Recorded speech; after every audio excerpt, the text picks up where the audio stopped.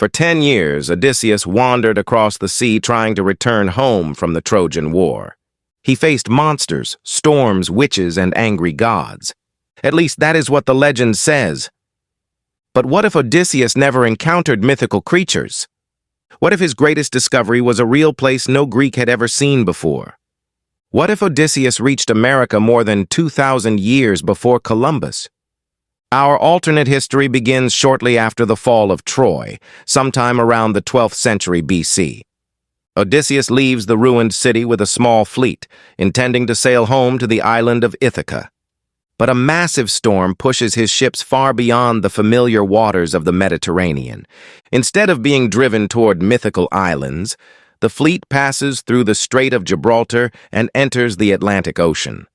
To Odysseus and his crew, this ocean appears endless. Their supplies begin to disappear. Several ships sink. The remaining sailors become convinced that Poseidon has cursed them. Weeks later, the survivors finally see land. They have reached an island in the Caribbean. Odysseus believes he has arrived at the edge of the world. The forests are filled with unfamiliar animals. The stars appear different, and the people living there speak a language the Greeks have never heard. At first, the encounter is peaceful. The local inhabitants provide food and water to the exhausted sailors. In exchange, the Greeks offer bronze tools, weapons, pottery, and woven cloth. But Odysseus is not simply an explorer. He is a warrior, a king, and a man famous for deception. He quickly realizes that returning home may be impossible. So he builds a settlement. The Greeks construct wooden walls and a small harbor.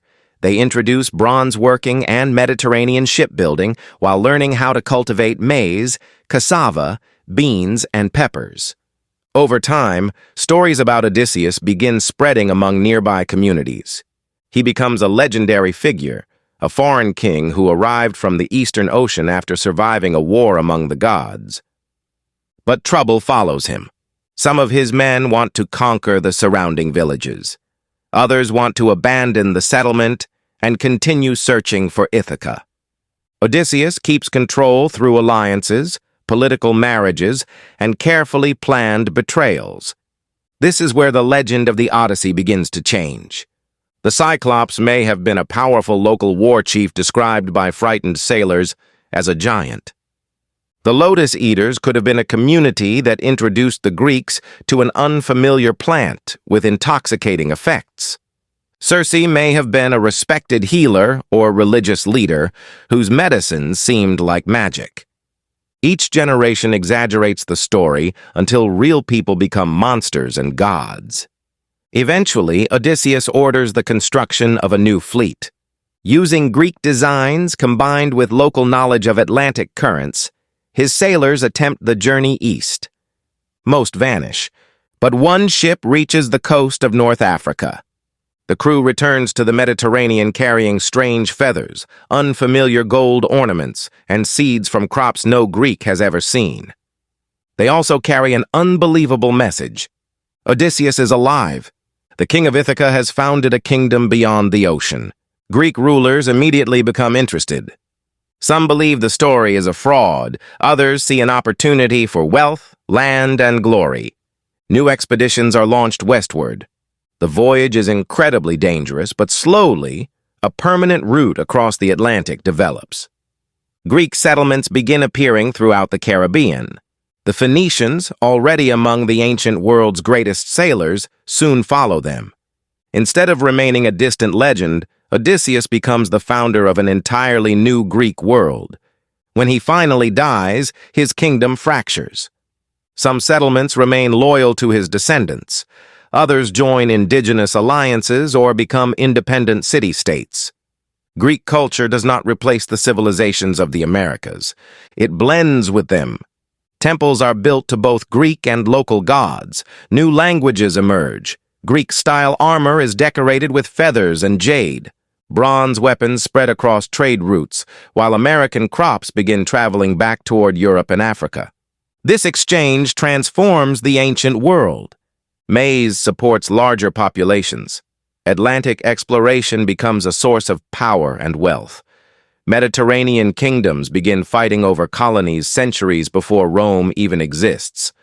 But the exchange also brings disease. Illness travels between the continents, causing devastating epidemics.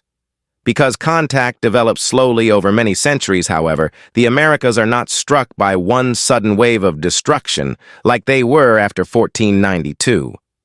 By the time Rome becomes powerful, the Atlantic is already connected. Roman armies may conquer parts of the Mediterranean, but controlling kingdoms across an ocean proves nearly impossible. Centuries later, there is no age of discovery. There is no moment when Europe suddenly learns that another continent exists. Instead, the Atlantic has connected civilizations since the Bronze Age. Odysseus would not be remembered simply as the king who struggled to return home. He would be remembered as the man whose failure to find Ithaca connected the world. And perhaps the Odyssey would not be treated as mythology at all. It would be considered the ancient world's first distorted account of America. So, was the Odyssey really just an ancient myth? Or could it have been a distorted account of a voyage far beyond the known world? Do you think Odysseus could have survived a journey across the Atlantic and changed history forever? Let me know in the comments, and if you enjoyed this bizarre alternate history scenario, subscribe to What If for more stories that explore how one unexpected event could completely rewrite the world. Thanks for watching.